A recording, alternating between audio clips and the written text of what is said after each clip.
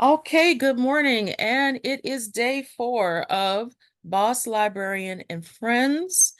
PD, it's coming to an end, and our first headliner is a powerhouse. This is Andrea Trudeau, or no, wait a minute, may back up.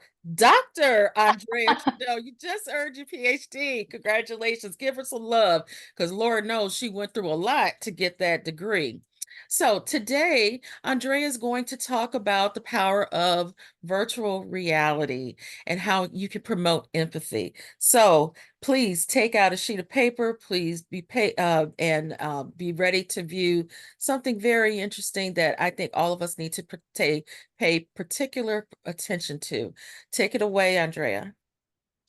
Good morning, everyone. Thank you so much, Casey, for the introduction. So I'm here to share with you a presentation called Storyliving, which I'll explain what that means momentarily. The power of virtual reality or VR to promote empathy. And yeah, this is my first presentation as an official doctor. So this is a pretty exciting moment today. So thank you so much for having me.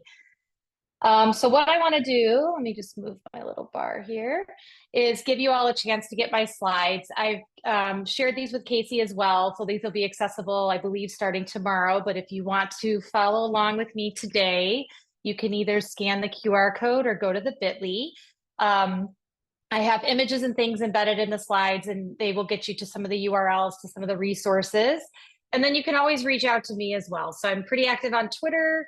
I've got a website, noshushlibrarian.com. Feel free to reach out to me if you have any questions, because this 27 minutes is kind of fast and furious for me, and there's so much more I wish I could get into. A little background about me. I am a middle school library information specialist in Deerfield District 109. That is a school district just north of Chicago. This is going to be my 27th year in that building, my 10th in the library. And then I also recently started working as an adjunct professor at the University of Wisconsin-Whitewater in their library media program. And as Casey indicated, I also just finished my PhD in instructional technology, where my research focus was virtual reality and empathy. So I'm kind of giving you a snapshot of my work today, as well as some of the work that I've done with my students in my library. So thanks for coming today. So I want to start by just setting the stage. We all are here. We are all here because we love the power of story, and storytelling is this really incredible, intrinsic part of the human experience. It's this beautiful art form. It's this means of expression. It's when we look at history, it's evolved since the earliest documented cave painting. So here on my screen, you can see this is actually an image of a pig. It dates back over 45,000 years ago from the remote islands of Sulawesi in Indonesia. So for the longest time, people have wanted to express themselves in different ways. And we know from our work as librarians how powerful this can be. And so my work has taken a huge nod to the work of Dr. Rudine Sims Bishop's Mirrors, Windows, and Sliding Glass Doors. We know that this key tenet of our library collection development, we want to make sure that students can see themselves in the books. They can also look outside of themselves into other worlds, and then even experience these worlds when we open up that sliding glass door. So Dr. Bishop's work was a huge inspiration for my work with VR and empathy. And to kind of bring this together now, this is a book I would highly recommend that everyone check out. It's called The End of Storytelling by Stephanie Riggs. It's a really beautifully formatted book. And she basically talks about how in this modern age, as we have this new medium, when we have new mediums such as technology, it's going to give rise to a new form of narrative. And so when we're used to these sort of linear stories, we can harness a technology such as virtual reality. And now we're in this dynamic space or this sphere where the user, the participant is kind of put in the center. They're experiencing the story. They have more agency. The story isn't necessarily linear. It kind of changes the whole game. And so I feel like we as librarians, while we, of course, are going to continue to promote these amazing books, should also be looking at how we can promote powerful stories through technology such as virtual reality or 360-degree videos to complement the work that we're doing with our students. So because of that, you have this traditional storytelling now becomes story living. And we have to remember that the power of story is really timeless. And so when we use VR, we're able to transport individuals to this digitally created time and place, immerse them in a story. It becomes this sort of engaging, interactive storytelling experience.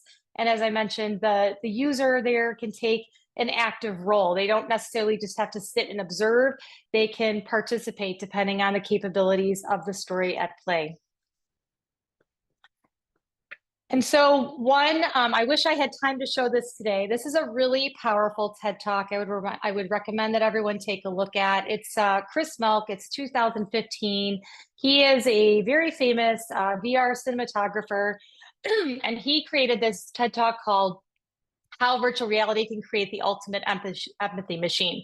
And everyone ran with this in the research world, this notion of VR being this ultimate empathy machine. And so from that point forward, a lot of people have been in the field working to see, is that actually accurate? We know you're immersed in story, but does it have any kind of effect on us as viewers and users? And so this is about a 10 to 12 minute long TED Talk. It is fascinating, and it certainly was also a huge inspiration for my research.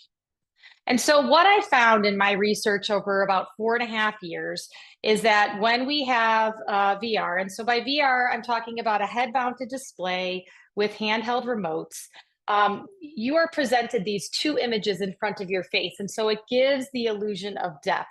Then we also have sensors and stereoscopic sounds that create this kind of digital reality. So, when you put that headset on, you are no longer sitting in the dining room like I am right now. You are now in this completely different space, and it takes over your senses and it envelops you, and you feel like you're in this other world. And so when we look at the research, studies show that this creates this strong sense of immersion. You really feel like you are in this place, this strong sense of presence. You forget where you actually are. You are in this new space that you're being presented with. In turn, this really has been found to engage users. Children and adults alike are engaged by the content that they see. It can be extremely motivating to them. It becomes this embodied learning experience. There are some experiences where you can look down and suddenly you can have the skin color of another person, or become someone else and experience their story. And in turn, it creates a much deeper emotional response. The problem was when I started my PhD is that a lot of the work was being done on adults. It was all like college age people and up. And as a middle school educator, I wanted to find out, how does this work with adolescent students who are still developing a lot of these social emotional skills? And so there's a link here. You can check out my research in Computers in Education X Reality that kind of looks at this. But basically, I found that the effect is just as profound as it is in adults, it is in children. So we have the same sorts of effects. And I want to dig into that a little bit. So when I looked at this, I was looking at these different kinds of empathy. So when we talk about empathy, we need to kind of tease it out into two different components.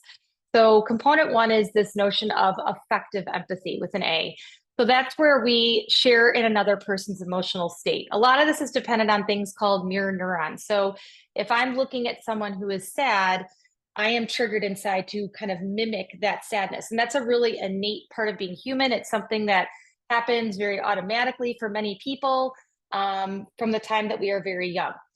Cognitive empathy, on the other hand, is that whole notion of perspective taking and being able to take on the perspective of another person. And this is something that requires much higher brain development. And so when we look at children versus adults, children are still kind of working on developing cognitive empathy, but it's through these sliding glass doors, through these books, through these VR films that we can actually, as librarians and educators, help promote this sense of cognitive empathy and help them really get a sense of what it's like to be in someone else's shoes. There is a really fantastic article if you want to like it very sciencey and nerdy. You and Chow have what's called the dual route model of empathy. So I've linked it here, and they talk about it in terms of like higher, like lower level and higher level. So effective empathy is considered lower level because it's just like more automatic and easy, and we just don't even think about it. Whereas that cognitive empathy is a more higher level form of empathy. So I would highly recommend, if empathy is something you're interested in, that article is extremely fascinating. So I ran a study, and I just want to kind of recap some of what I did, and then I'm going to share some of the tools that I've used so that you can use it as well. I ran a study that was pretty massive where I had students. It was sort of a two-part study where they filled out some surveys to get a sense of what their empathy was before they viewed a film. And then I had two groups. I had my control group that viewed the film on a Chromebook in 360 degrees. And then I had my experimental group that looked at it in, at that time, it was Oculus Go. That's the technology that I had at that point. So they both watched a film called The Displaced, which is a really powerful piece by the New York Times. It was made in conjunction with a group called Within, which unfortunately no longer exists, but the film is still available on YouTube, and it still can be watched on a Chromebook or iPad, or it can be watched in a VR headset. And the film is set up where it's three different displaced children, one from Ukraine, one from South Sudan, and one from Syria, all between the ages of about 9 and 12. My study subjects were around the age of about 12 and 13. So they were seventh grade students. And so when they watched the film, right after, I had them complete the empathy scale again to see if there was any change from before they had watched it. And then I also did an open-ended response and had them share kind of their thoughts and feelings about watching the film. And as you can see from this excerpt here on my screen, it made them feel like they were there, like they were part of the action. This is from actually a student interview. I followed up with about 4 students after I looked at the open-ended responses to see what they thought. I also followed up with some of the teachers to see what they thought. And what kept coming up was this notion of experience. Like they felt like they were there. They felt connected to these people that they were seeing on the screen. And many of them even articulated this notion of like, we want to do something now.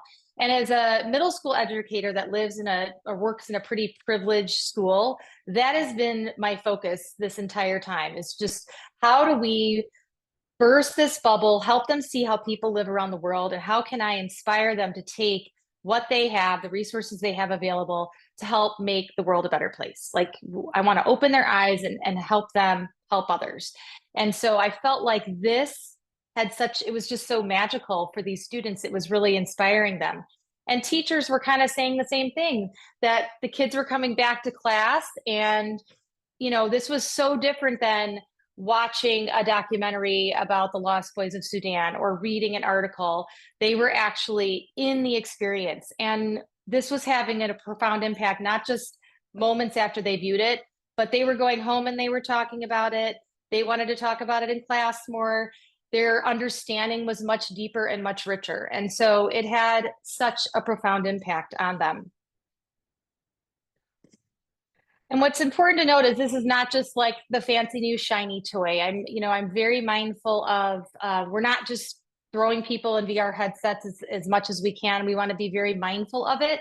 And I see VR as a way to harness technology to promote this AASL standard, just to help build that notion of empathy and equity. It's a chance for us to bring the world to our students. Many students won't have the opportunity to have these life experiences or to meet these individuals. And so to be able to travel the world in these ways and meet these people and hear their stories in such a personalized way is really powerful. It's important to note that when you're in a VR headset, sometimes the filmmakers will put you like face to face with a character, and they call that breaking the fourth wall.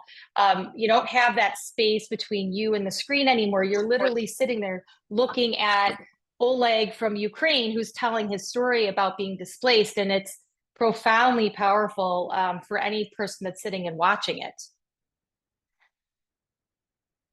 So these are some tools that I want to share with you today, just so that you have some ideas of some things that you can be doing in your in your libraries. So these are some that I have used, and there's also a couple in here that I've been exploring this summer that I plan to bring into my middle school setting.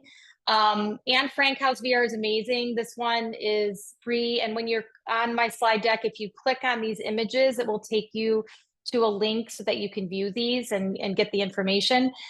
This allows you to experience Anne Frank House, and you get to kind of tour the house. There's objects that you can pick up. There's audio, there's pictures. It really brings it to life. So we used it in an 8th grade ELA class that was reading an adapted version of Anne Frank's diary. There's a play version that they read. And so we've had the students sometimes use this beforehand as background. We've also had them do it kind of midway through reading and after. I have found it really doesn't matter what the timing is. They enjoy it regardless, and it really brings the experience to life. So I have about 15 headsets that I've won through grants, and I have students kind of come down in small groups, and that's kind of how we make sure that everyone has a chance to view it. The Displaced, here is the video that I used for my research. This is through the New York Times. This is the one that looks at refugee children from around the world. Again, it's on YouTube and can be viewed both in VR and 360.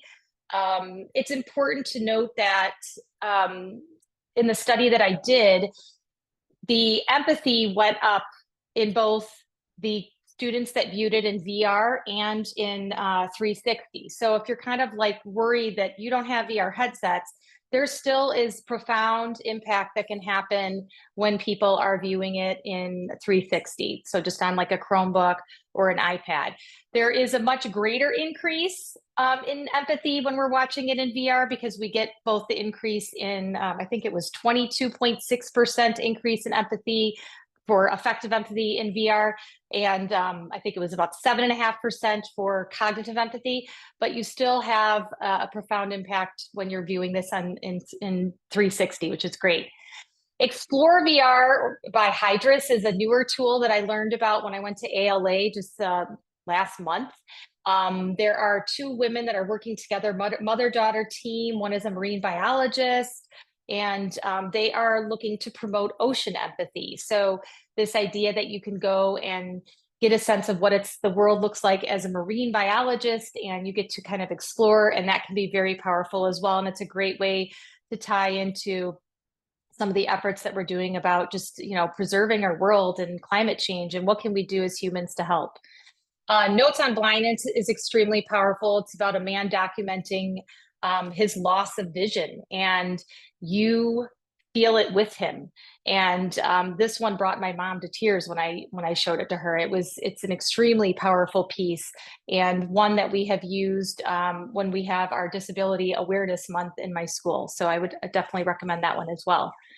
Traveling While Black is fantastic. It's a little longer. It's about 20 minutes, and it is one that I appreciate is available in VR. It's also available in 360. So sometimes I have found that students get a little motion sickness when they're doing VR. The research shows it's about 5 to 10%, which is pretty accurate in my own observations working with kids. So you always want to try to have an alternative if you can, if someone isn't feeling so great. I never want to force anybody to be doing something that's going to make them uncomfortable. And so Traveling While Black has an option that you can watch on YouTube, which is great. This one is really powerful because it looks at, it's kind of in the 60s and works to modern day, looks at what it is like as a Black American having to use the Green Book to travel around the United States, and then comes to modern day where we get to hear the story of Tamir Rice. I work in a predominantly white school. This film absolutely, it just like blows my students away and has created such powerful conversation that needs to be had. And it's one that I will forever use with them.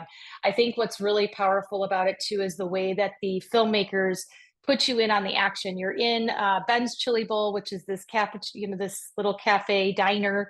And at one point you're sitting in a booth with a person next to you and across from you. You literally feel like you're part of this conversation, and they're pouring their stories out, their hearts out to you with what they've been through. And it's profound. Last one there is We Live Here. And so that is about refugees returning back home and looking at the devastation after they have left. So as you can see here, a lot of these are just some really heavy kinds of stories, things that we want to be mindful of in terms of how we navigate them and insert them in, and how we can use them to. I always use them to kind of work with the curriculum that's already in place to enhance it in ways to kind of bring it into life in new ways. VR for Good is something I would definitely suggest exploring as well. So this is through Meta, and you would need to have the Meta headsets for many of these, but they basically are creating all kinds of film with humans at the center, and it's all about this notion of promoting empathy and empowerment. So I keep checking in on them, and there's more and more content that is incredible. What's great about the meta content is that you will find ratings for it. So I always make sure that everything is rated like E for everyone. So I don't need to worry about anything being too like violent or graphic. And then obviously I'm going to preview any kind of content. Sometimes I've had a couple kids test out the content before I use it as well to see what they think before I bring it into the classroom. But there's a lot of great things out there that are made and free as well, which is important. If you don't have VR headsets and you're wondering, well, how can I do this? I want to do this too, but headsets are expensive. They are. I mean, I would suggest trying to get out there and get grants and things. I started really small. I just had a couple to start, and I would just have kids kind of come in as like a little station activity. But if you don't have headsets, we still want to give kids this really powerful immersive experience. And so you'll see in the picture there on the left, we have touchscreen Chromebooks at our school. And so students can use a Chromebook or an iPad, hook it up with some headphones, and they can watch 360-degree films and get kind of that same sort of experience. It's not quite as immersive, but still is extremely powerful and still evokes that strong emotional response and still increases empathy. To find those, you can go onto YouTube and either search out a topic, or using the filters, you'll notice there in my screenshots that you can find 360-degree videos. And so that allows the user to kind of like move around in kind of this sphere and view the story that way. So really powerful stuff. It's also important to note that we can make some really powerful connections to our collection. I'm not here to say like, let's just get rid of the books and do only VR. Like, no way. They can work so beautifully together. This is an activity that I did with 7th grade social studies. They do a huge refugee unit in the spring. We actually bring in the Lost Boys of Sudan to come and speak with our students. And we wanted kids to just experience the power of story. And so I have a link here at the bottom. We created these learning stations, but we were able to create stations around my library where students could read different books from all different media. So we've got, graphic novels. I love Stepping Stones, which is made with like stone art. It's beautiful. And then these students you can see here in this little video are looking at a film called A Place Called Home. And so by giving them just different ways to approach this content, it's gaining everybody's interest, and it's ensuring that we can kind of meet everyone where they're at. And again, I found that later on, it just provoked such rich conversation and a deeper understanding of everything.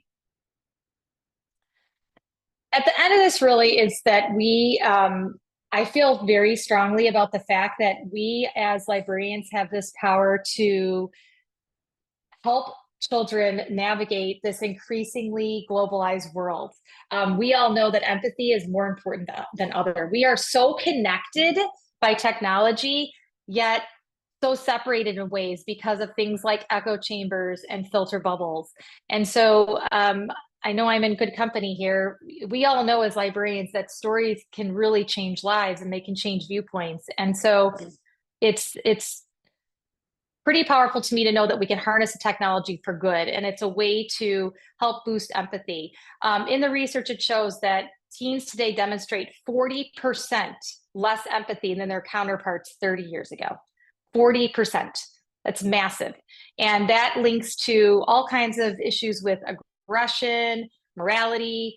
So if we can find ways to bring in these powerful learning experiences and support this notion of empathy, I think we're gonna build a better world. And I know that might sound a little like Pollyannish and kumbaya-ish, but I really believe that we have such profound impact as librarians just by harnessing these books and stories and virtual reality.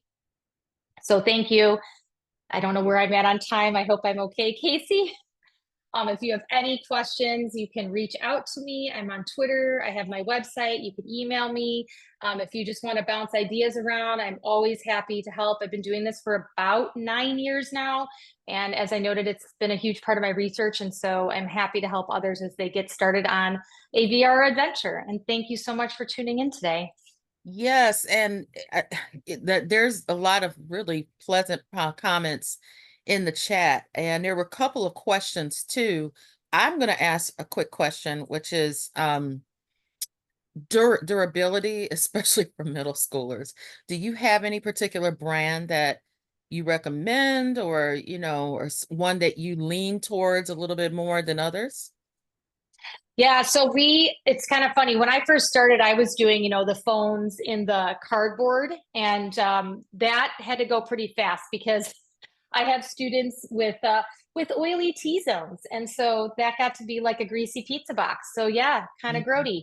Um, I personally feel, and I know they're going to be costly, if you can get your hands on a MetaQuest, those are the way to go because they are everything's built in. You've got the computer right into the headset versus having to bring in phones and download things. And, we used to have students bringing in their own phones. And so we had to ask for permission to get the apps in there. And there was a lot of, there were a lot of logistics. So by having the headsets in my library, the MetaQuest 2, and I think they're coming up with the 3 now, I can control everything that's pushed in. The drawback, I'm going to be very frank with you, is I have to push the content into every single headset. So if I want to use Traveling While Black, for example, I have to go into each headset and install it one at a time. So I normally have to give myself like a solid like week and a half before I'm going to do it to give myself time to load everything in. Otherwise, what happens is it'll kind of poop out and then stops downloading, and then we run into all kinds of issues. So there's no, at this point, there is no dashboard for education that allows you to just kind of push it all in. There Mm, are a lot of librarians, though, that love Class VR. I have not used that myself. I don't know that it has the cinematic virtual reality capability, but there are a lot of still images that you can look at, and you can do some VR building with something like CoSpaces. So I think as this picks up, I'm hoping there's going to be more and more options available, maybe that are meant for education as well, because yeah. MetaQuest was really meant as like a gaming headset initially. Okay. Okay. Thank you. That was very, and while you're talking, I was looking in Amazon, and I'm going to go over to Best Buy as well to check it out. Thank you so much. Everyone, give Dr. Trudeau some love in the chat. Thank you. Thank you for coming through today and presenting. We really appreciate you. Thank you so much. Thanks, everybody. I'm sorry. I know that was like a ton, and there's so much more I could talk about. So please reach out if you need anything.